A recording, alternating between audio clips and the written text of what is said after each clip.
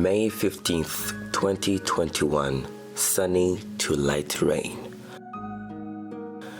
Yesterday, I left Jinggangshan, where I visited the lifeline of transporting military supplies, the food-carrying trail. I stood in front of the stone where Chairman Mao once stood and learned about the birth of the Red Army's military discipline. Today, I will continue to follow the footsteps of the Red Army and came to Quanzhou County, Guangxi Province. At the end of 1934, it was here that the Red Army fought the most tragic battle since the Long March, the Xiangyang Battle.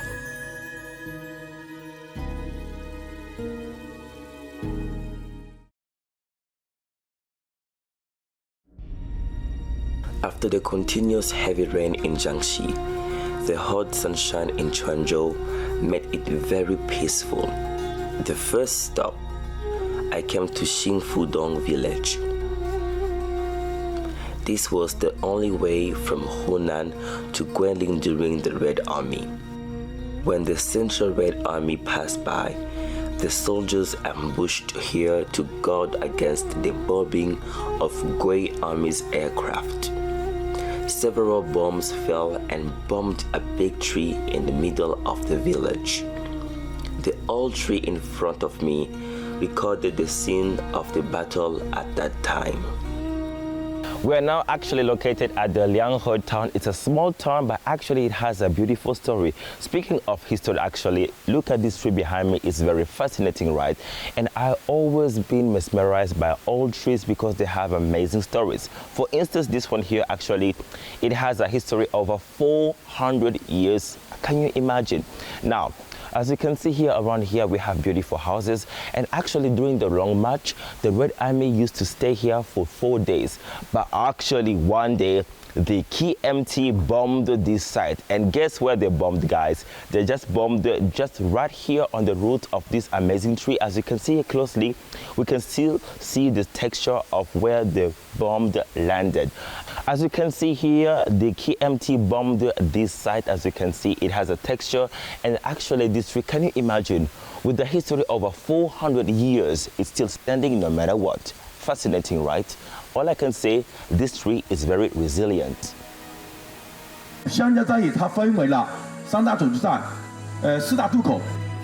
Here I met a local villager who enthusiastically introduced the story of the Red Army Long March to tourists passing by.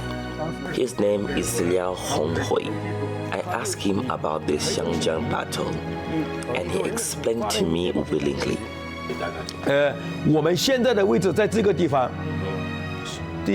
当时蒋介石调集了26个师30万人，准备把我们红军消灭在湘江以东小水之间。 That is when I knew from January 27 to December 1, 1934, in order to ensure that the CPC Central Committee and the Central Red Army's main force could cross the Xiangyang River. Tens of thousands of the Red Army died on both sides of the river. After that, the Central Red Army has been dropped sharply from more than 86,000 when it set out to more than 30,000. After the founding of New China, people living here can often find the remains of the Red Army on the nearby mountains. In the 1980s, Mr. Liao discovered a cave called Mudong. This place is not far from the river that washed away the Red soldiers. It's also known as the Bantong Mu Cave. Yes, as you can see, it is a cave, and this is the entrance. 17 Red Army remains were found here. After textual research, these were wounded Red Army soldiers who were unable to continue following the army due to injuries and illnesses. They hid in the cave. Unfortunately, the KMT army discovered them They blocked the entrance of the cave and smoked them to death. Mr. Liao told me that it's not just this cave. In this area, there are remains everywhere. Then he took me to the Red Army martyrs' tomb in Guizhou village, where the most tragic campaign in the Xiangjiang battle took place. 这里也是湘江战役的一个战场遗址，叫古岭头战役遗址。这里，在国民党里面志在牺牲了2000多人。所以说，我们这里，在湘江战役中，国民党志在是最完整的、最惨烈的，也是这里。因为我们这里湘桂古大道这边，你们看一下，我们当地就留下了这么一首诗歌为证：湘桂古道红军路，尘土千滴红军血。湘桂古道红军路，一步一针一令心。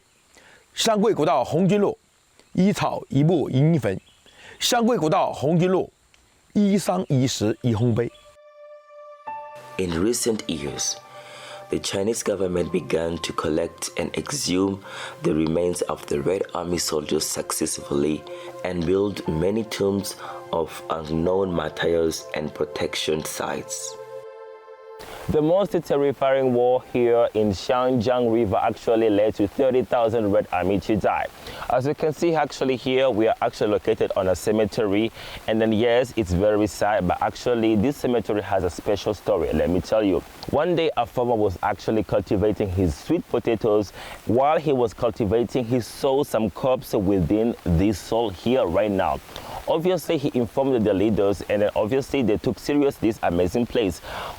So listen to me. If you look very closely here, we can see it says the Red Army martyr tomb. Yes, they have no names on the tomb because actually they do not know who lies on the tomb. In addition to the remains, weapons and military items from the Xiangjiang battle also can be found nearby. Mr. Liao led me to his home and showed me many cultural relics he found.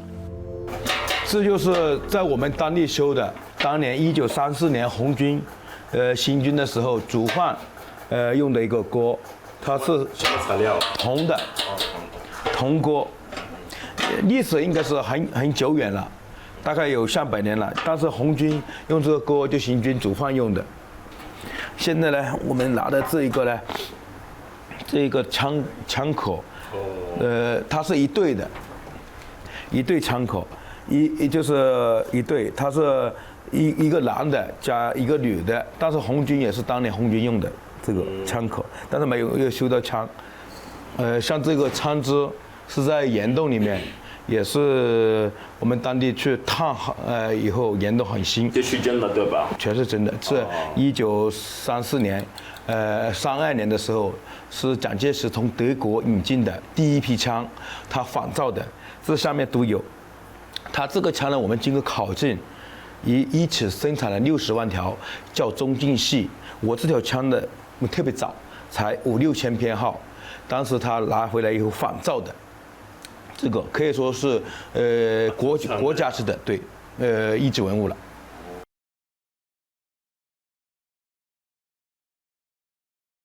这个老是什么东西呢？这个叉子，我告诉你啊，这个叉子红军我们也用过。具体来说呢，是我们这边以前呢，就是呢，我们这里有那个象山打老虎啊，专门的是虎叉子，知道吗？叉老虎的。因为为什么来说呢？老虎一过来的时候，它这个叉子有是把子，就像这个，它就这样子，它就蹬下去，就蹬在那里。老虎一扑过来的话，就扑在下面。它所以说这个是三叉。但是我们红军没有武器的时候，他也用这个作为武器。还有呢，这个大刀，这个大刀呢也是红军当年用过的东西。你看，它这个全部是以前那个黄色的对吧？对，这个大刀。对，你看这里有那个红色那个。对，一点点红色。再就是呢。我们这个是这个2个炸弹，这2个炸弹呢，是在江里面挖出来的，我们挖沙，挖出来以后呢，因为都没有炸嘛，没有炸，他们把硝药叼出来以后，就斗了一个坝子，因为这是国民党的时候他们用的炸弹，我们共产党的炸弹上面有一个五角星的，现在我的全部在馆里面去了。他们要了几个去馆里面了，所以我自己就没有成到。这是国民党当时遗留下来的。We are now located here in this beautiful farm of Mr. Liao. As you can see, it's super beautiful. Not only he's a farmer, but he's also a collector. He has donated at the government of Quanzhou a lot of relics of the Red Army. In his house, he has more than 300 relics of the Red Army. But not only he's a farmer, but actually he wants to be a publicist to publicize actually the Red Army stories. There's something else he did. Since 2016, he actually used his own money not only to buy a shuttle bus to bring tourists, but of course to rebuild the road used by the Red Army during that time. May 16th, 2021, sunny. Less than a month before I came here, on the morning of April 25th, 2021, President Xi Jinping came to the Xiangyang Battle Memorial Park during his inspection tour in Guangxi. He presented a basket of flowers to the Red Army martyrs of the Xiangyang Battle.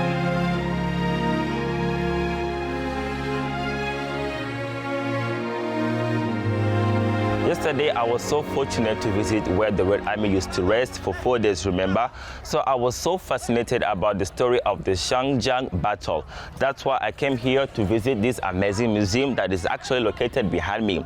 So this story has actually amazing stories, and I'm so honored to be here because actually this place on the very spot is where happened the Xiangyang battle, and I'm so happy because it's been over 87 years. 87 years later, as you can see, they built this magnificent museum actually to commemorate 38,000 red soldiers, yes, who died actually on the war. All I can say, this place not only has a history, but actually inside the museum, not only they have the Red Army relics such as weapons and other items. I'm so honored to be here because I really want to know the story of the Xiangyang battle. All I can say, I'm so honored to be here because I want to know more about the history of Xiangyang battle and of course the history of this amazing museum. Follow me and let's find out.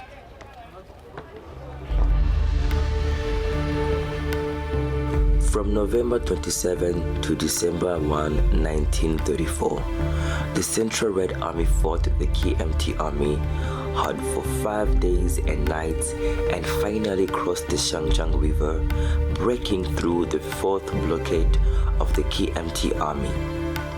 The Xiangyang battle is the most heroic and critical battle since the Central Red Army broke through the siege. Facing the KMT Army's advanced weapons, the Central Red Army engaged into a fierce battle here. These are the weapons used by the Red Army during at that time. As you can see, most of them are knives. You know, we have big ones, small ones, and other relics used at that time by the Red Army. All I can say is that at that time, actually, the Red Army did not have advanced weapons such as their KMT, their enemies. After 5 days of fighting, on December 1st, 1934, the Central Red Army finally broke through, but paid a huge price. In this battle, there are many soldiers of the Red Army soldiers desperately resisting. Among them, the story of Chen Shuxiang shocked me. Walking through this exhibition, I saw this oil painting. It actually has the story of Chen Shuxiang. Now I would like to tell you the story of this guy who actually a brave man, and he was actually one of the biggest powerful generals during that time. Actually, he was being captured by the enemy's KMT, but before that he was being shot. As you can see, he was being shot, and he did something very brave, ladies and gentlemen. So he just opened the wound, he took out his intestines, and he just started to bite the intestines so he can die in advance. So he didn't want the enemies to take him in hostage and tell them everything about, the Red Army. So obviously he died right away. So this is something very fascinating that I really love about the story of Chen Shuxiang. And there's something else I noticed. While I was visiting this amazing exhibition, I noticed most of the powerful legacy of the Red Army, they're actually being drawn on oil paintings. Do you know why? Because at that time, actually, the Red Army, they did not have the cameras. So let's just say like the whole Red Army only used one camera. Yes, so actually this kind of specific details, they've been painted with the oil paintings.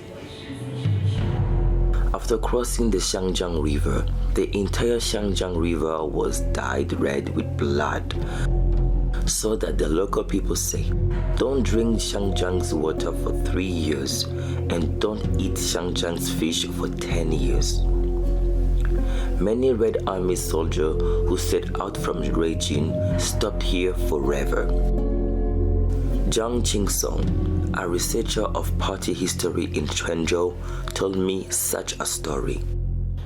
前不久有一位是洪桑逝世的一个护党员的后代，他到我们那个浑南战斗地，听我们一个我的同行，一个叫救勇的同行说，他见这个地方牺牲了一位副团长，那个找他爷爷的这个叫王教红，他听了就哭起来了，他说爷爷啊，我终于找到你了。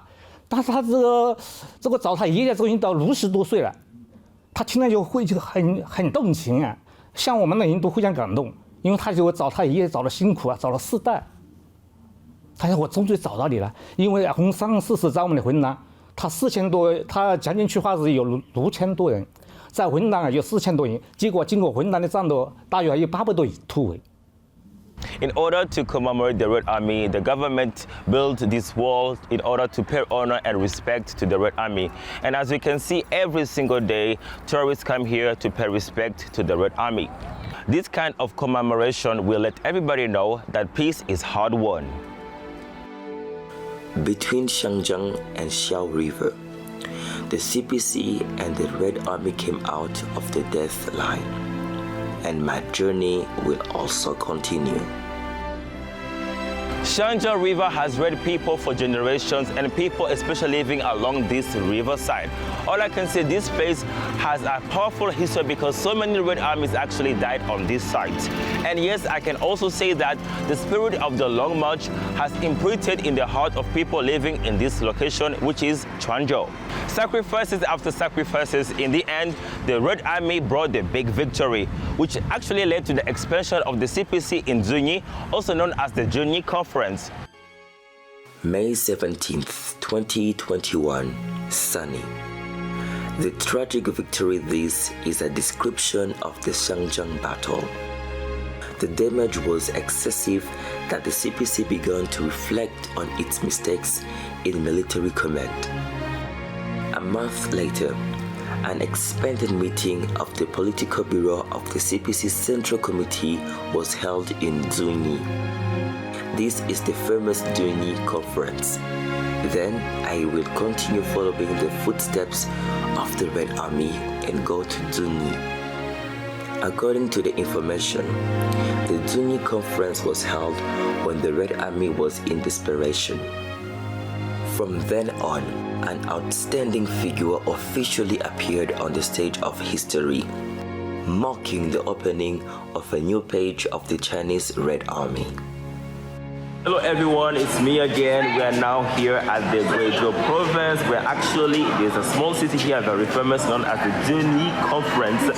And then here, as you can see here, this is actually the Zunyi Conference Memorial Hall. It's super famous.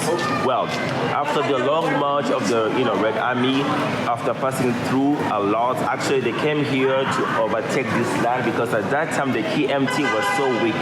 Well, all I can say today, we are here to learn about the history of Zunyi Conference, and I'm so honored to be here. So I have many questions in my mind. I mean, what really happened here, and what is the story about the Zunyi Conference? Well, guys, like us, today we are here to learn everything we need to know about the Zunyi Conference. May 18th, 2021, sunny. Today is my first day in Zunyi. Looking back on this journey, the Red Army had been encircled and slaughtered, but here I found the turning point. This is the model of the house where actually the Zunyi Conference was held inside. And if you don't know, actually the Zunyi Conference solved so many problems such as the organizational and of course the military problem of the Red Army. And all I can say, with the powerful hand of the new chairman, Mr. Mao Zedong, he introduced the new strategies to defeat and overcome their enemies, the KMT.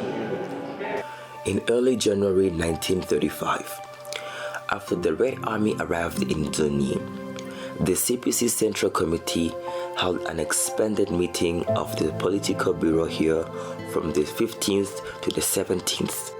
The meeting adopted a summary resolution on 5 counter-campaigns against encirclement and suppression.